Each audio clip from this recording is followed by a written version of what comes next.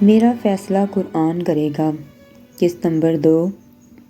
سردار رحمت چاچی کا ارادہ بھانپ گیا اور فٹ سے دھمکی امیز لہجے میں امیراں کی طرف دیکھتے ہوئے کہا، یہ خاندان کی عزت کا سوال ہے بی بی رحمتیں۔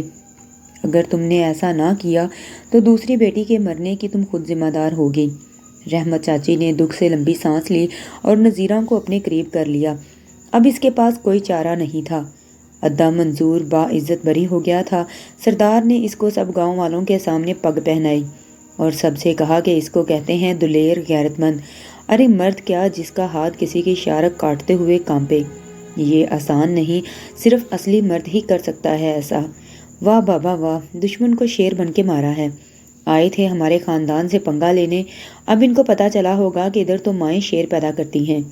ادے منظور کا قد شملے سے تو بڑا ہی تھا، گردن بھی اور تن گئی تھی۔ ایک ساتھ 2 قتل کیے تھے آخر کو۔ اقبال کو بھی امیراں کا دکھ تھا، لیکن پینو تو اس دکھ سے نکل ہی نہیں پا رہی تھی۔ پینو کے جیٹھ اور جٹھانی کو یہ بات اچھی نہیں لگ رہی تھی۔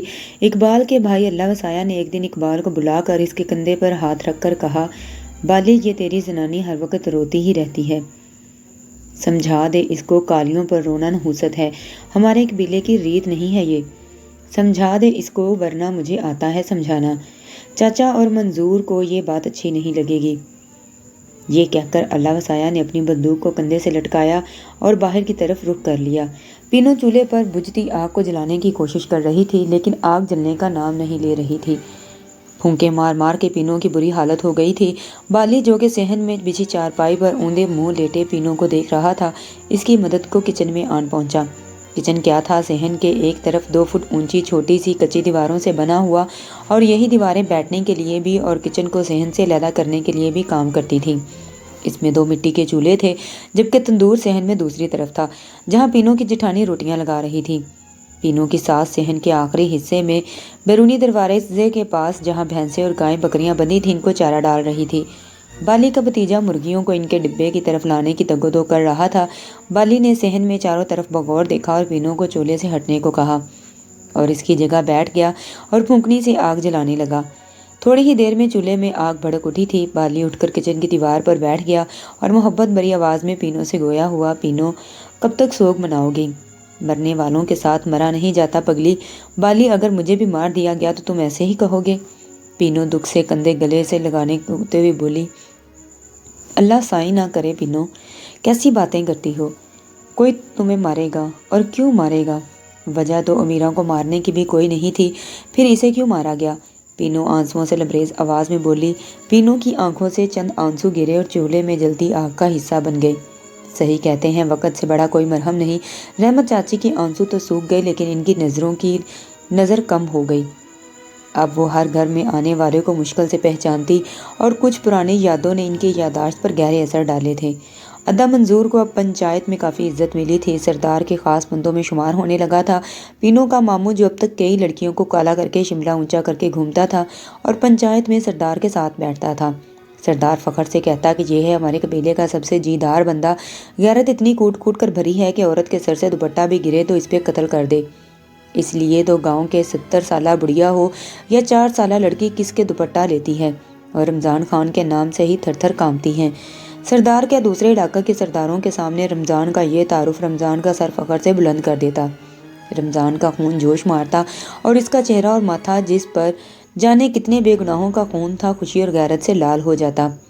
اسے غیرت مندی کا ایسا چسکا پڑا تھا کہ اس کی وحشی آنکھیں ہر وقت شکار کے لیے متلاشی رہتیں۔ یوں تو اس گاؤں میں سورج اپنی آب و تاب سے چمکتا تھا، لیکن کبھی کبھی کسی کے نصیب میں اندھیرا چھا جاتا ہے۔ آج پینو کا دن بھی نصیب کا سیاہ دن ثابت ہوا کچھ یوں کہ گھر کے بڑے سے صحن میں جھاڑو لگانے کے بعد پینو نے گندے برتنوں کا ٹوکرا نلکے کے نیچے رکھا، جو کہ بیری کے درخت کے نیچے موجود تھا۔ برتن دھونے کے لیے گھر سے باہر کٹورے میں ریت لینے گئی۔ وہ ریت لے کے پلٹی ہی نہیں تھی کہ ایک اجنبی شخص جو سامنے سے آ رہا تھا اس گاؤں میں نیا تھا۔ اس نے پینو سے کہا، سنو ادی، آپ کو رحیم خان کے گھر کا پتہ ہے؟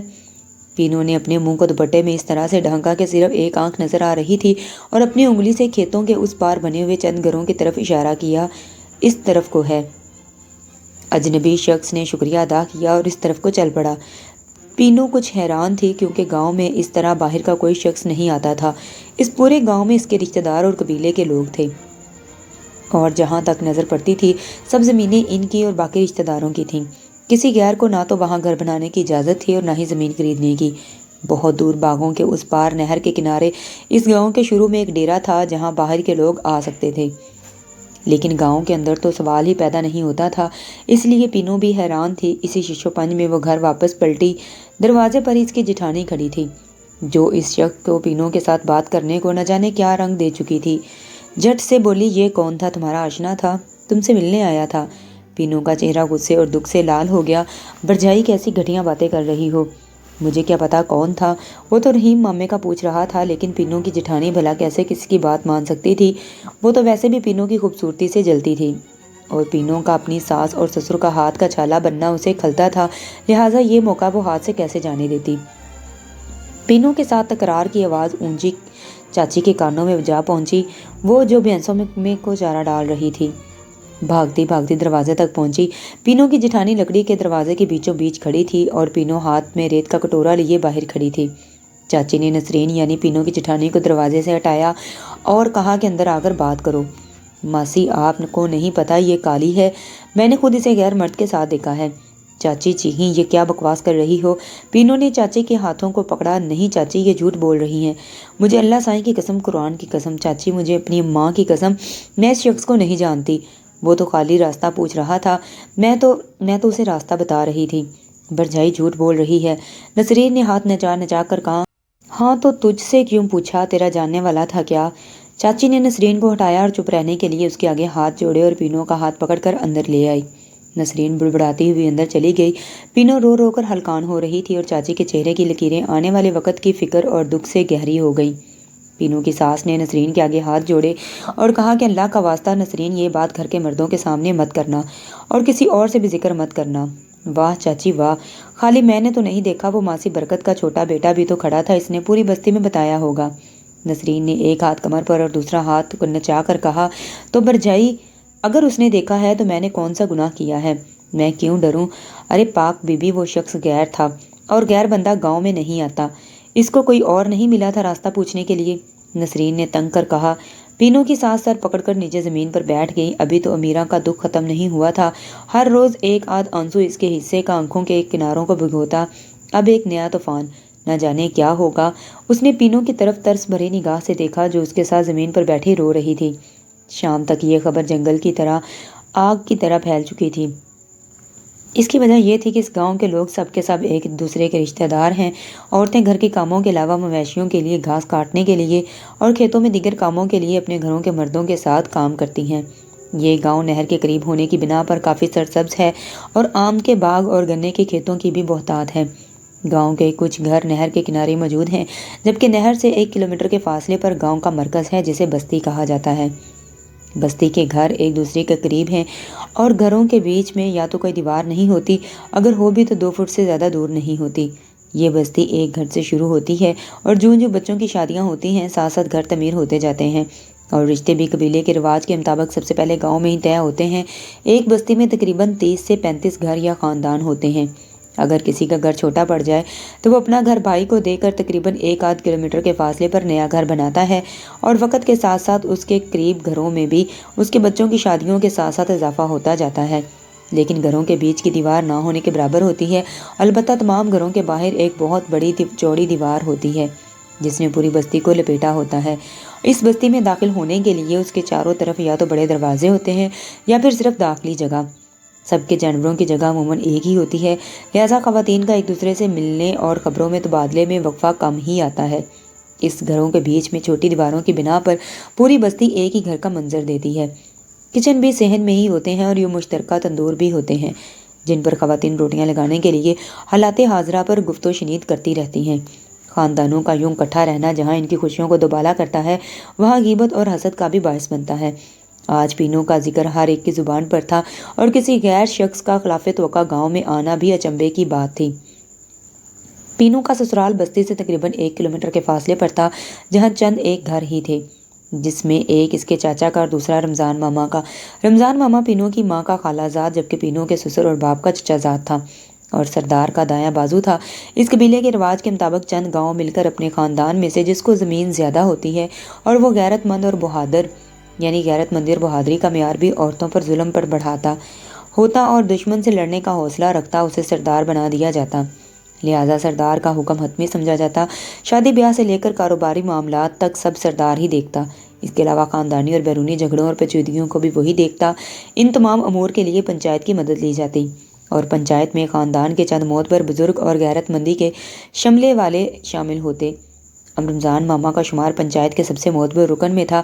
اس کی وجہ ان کا تیز دماغ ہونے کے ساتھ ساتھ خاندان کی عزت کا رکھوالا ہونا تھا۔ رمضان ماما نوجوانوں کو بہادر بنانے، دشمن سے لڑنے اور عورتوں پر ظلم کرنے کی خاص تربیت دیتا اور قتل کرنا مرد کی شان سمجھتا۔ بھلا یہ کیسے ہو سکتا تھا کہ کوئی بات بستی میں ہو اور اس کی خبر رمضان کو نہ ہو؟ اس واقعے کی خبر اس تک پہنچی اس وقت وہ ڈیرے پر ایک پنچایت میں بیٹھا تھا کہ رب نواز یعنی اس کے بھتیجے نے اس کے کان میں یہ خبر سنائی۔ رمضان کا چہرہ غصے سے لال ہو گیا۔ اس نے رب نواز سے کہا، تم جاؤ، میں آتا ہوں۔ پینو کا سسر، اس کا جیٹھ اللہ وسایا اور بالی کے سامنے پینو بیٹھی رو رہی تھی، جبکہ نسرین صبح کے واقعے کو مرچ مسالہ لگا کر ان کو بتا رہی تھی۔ پینو نے آنسوؤں سے گندی آواز میں کہا کہ پرچھائی، اللہ سے ڈرو، مجھ پر بہتان مت لگاؤ، اور اپنے سسر کے قدموں میں بیٹھ گئی۔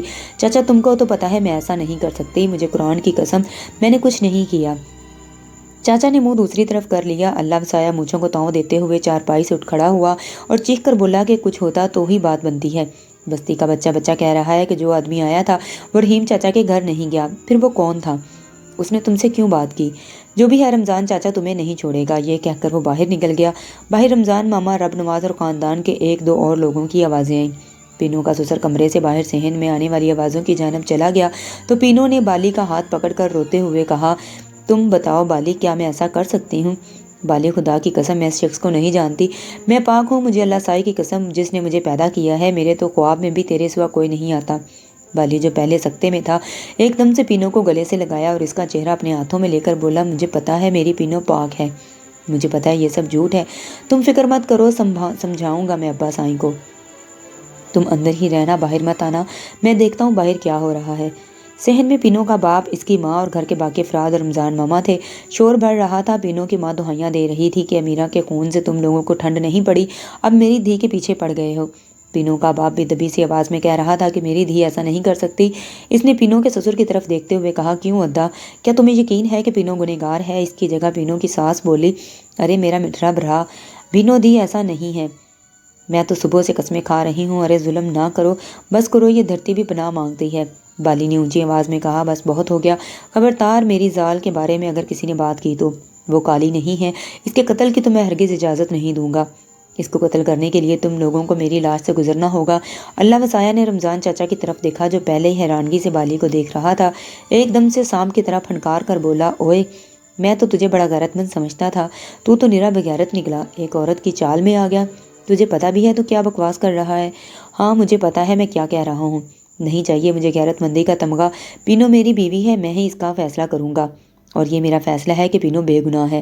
بالی دکھ اور غصے سے کانپ رہا تھا کیونکہ وہ پینو سے نہ صرف محبت کرتا تھا بلکہ اس پر بھروسہ بھی کرتا تھا۔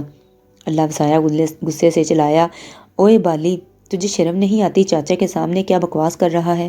پینو کمرے میں ڈر کے مارے کانپ رہی تھی، باہر شور تھا اور مختلف آوازیں آ رہی تھیں۔ پینو پاک ہے، نہیں وہ کالی ہے، اسے مار دیں گے، میں ایسا نہیں ہونے دوں گا، خاندان کی عزت کا سوال ہے، میں کچھ نہیں جانتا، میری دھی بے گناہ ہے، وہ شخص اس کا آشنا تھا۔ آہ اللہ سائی، تو کہاں ہے؟ کالی گنہگار نہیں، معصوم، پاک، دودھ کی طرح پاک، کالی نہیں، ناپاک نہیں، سنسار کر دیں گے، سردار کے حوالے کریں گے، ماریں گے، نہیں مارنے دوں گا، کالی ہے، وہ میری ہے، مجبور ہے پتر، ان کی بات مان لو۔ اور اب اقبال کے چیخنے کی آوازیں۔ پینو نے کانوں میں انگلیاں ڈال لیں، اسے امیرہ یاد آ رہی تھی، ہائے اس نے بھی تو کسی کی نہیں سنی، اور پھر میری اور بالی کی کون سنے گا؟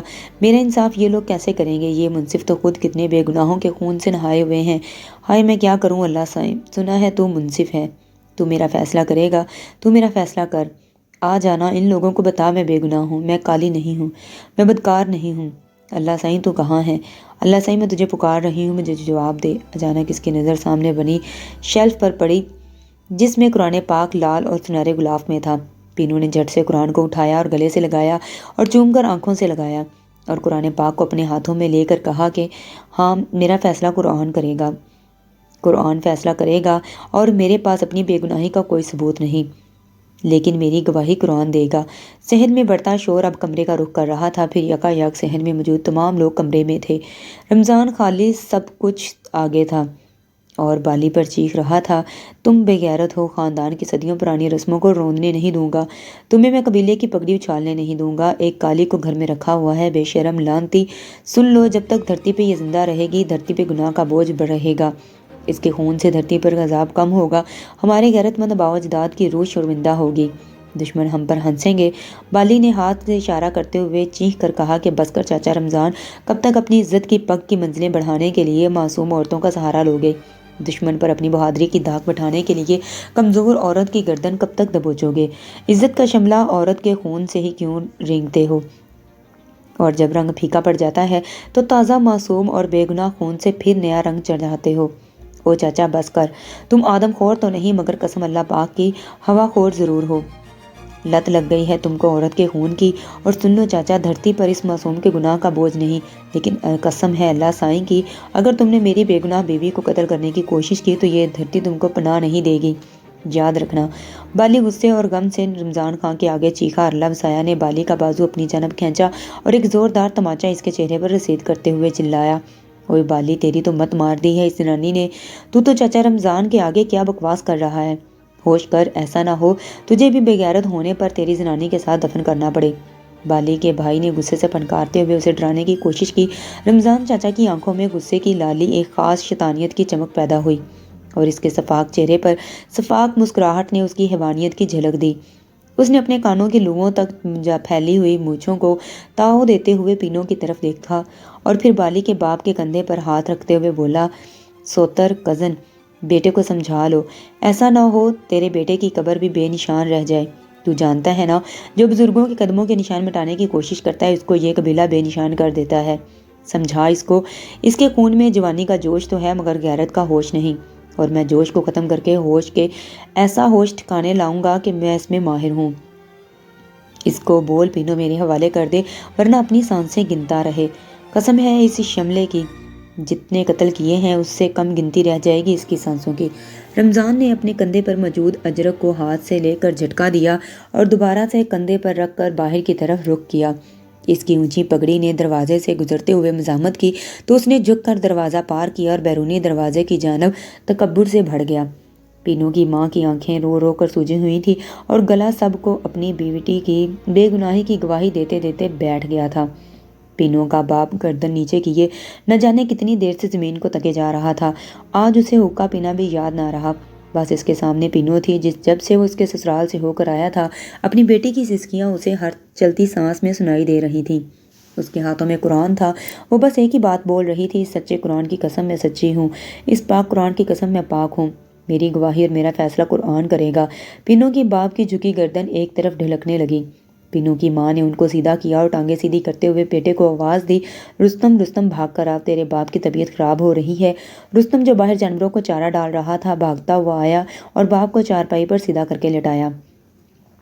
چھوٹا بیٹا جلدی سے پانی لے آیا، اماں گڑ لاؤ اور شہد لاؤ، اس نے ماں کو آواز دی۔ تھوڑی دیر میں پینو کے باپ کی طبیعت بہتر ہوئی۔ اس نے رستم کا ہاتھ اپنے ہاتھ میں لیتے ہوئے کہا، رستم مجھے پتا ہے سارا خاندان باتیں بنا رہا ہے لیکن تم جانتے ہو ہماری پینو دودھ کی طرح پاک ہے۔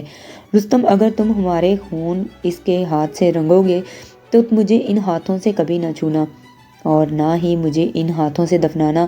مجھے پتا ہے میری بچی کی سانسیں چھین لی جائیں گی لیکن میں چاہتا ہوں کہ میرے خون کو میرا ہی خون مت بہائے۔ رمضان اور خاندان کے دوسرے بزرگ سردار کے سامنے بیٹھے تھے اور پینو کا کیس زیر بحث تھا۔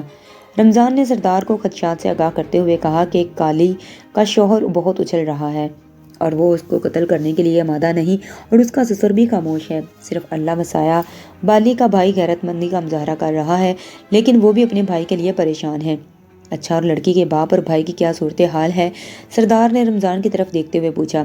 سائیں سرکار، رستم کا باپ تو اپنی دھی کو بے گناہ سمجھتا ہے، اسے تو عزت اور غیرت کی پرواہ نہیں، البتہ رستم اور اس کے بھائیوں کو غیرت کی شراب پلانی پڑے گی، اس کی اپنی شارک پر زور پڑے گا تو بہن کی محبت خود ہی دم توڑ دے گی۔ رمضان نے مونچھوں کو تاؤ دیتے ہوئے کہا۔ سردار نے پنچایت بلانے کا کہا جس میں پینو کے میکے اور سسرال اور پینو کو پیش ہونا تھا۔ پینو اٹھ جا، کب تک جائے نماز پر بیٹھی رہے گی؟ اس قرآن پاک کو بھی اب شیلف میں رکھ دے، میں اپنے جیتے جی کسی کو تیری طرف میلی آنکھ سے دیکھنے نہیں دوں گا۔ میرا بھروسہ کر، چل چپ ہو جا، اللہ سائیں ہماری مدد کرے گا۔ بالی نے پینو کا ہاتھ پکڑ کر اسے جائے نماز سے اٹھایا اور چارپائی پر ٹکریلی گندھی بچھائی، یعنی سندھی چادر بچھائی، اور اسے بٹھایا اور چنگیڑ سامنے رکھ کر نوالا بنایا اور پینو کی طرف بڑھایا۔ پینو نے اس نوالے کو بالی کو کھلایا۔ وہ جانتی تھی کہ بالی نے اس کی طرح اب تک آنسو پیے ہیں۔